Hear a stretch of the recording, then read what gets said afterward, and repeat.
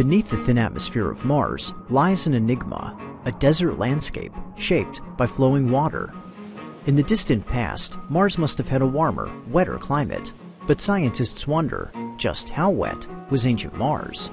So in the ancient past, we have some indications that water was flowing on the surface, but how much water was there? We're talking about oceans, are we talking about small rivers, little rain? So these definitions of how much water was on the planet was very undefined. A major question has been how much water did Mars actually have when it was young, and how did it lose that water? To answer this question, a team of researchers at NASA's Goddard Space Flight Center used infrared telescopes on Earth to study water molecules in the Martian atmosphere.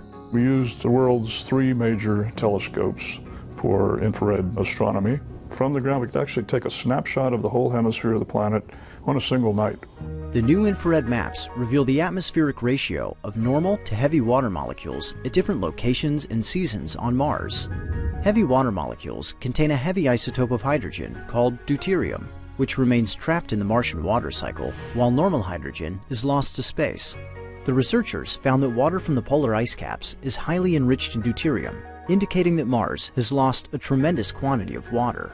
Now we know that Mars water is much more enriched than terrestrial ocean water in the heavy form of water, the deuterated form. Immediately, that permits us to estimate the amount of water Mars has lost since it was young. The findings indicate that only 13% of an ancient ocean remains on the planet today, now stored in the polar ice caps. 87% of this ocean has been lost to space. This means that early Mars would have looked much different than it does today, with a significant portion of its surface covered by water. So the really interesting question is, could it form a sea or an ocean? And indeed, it would.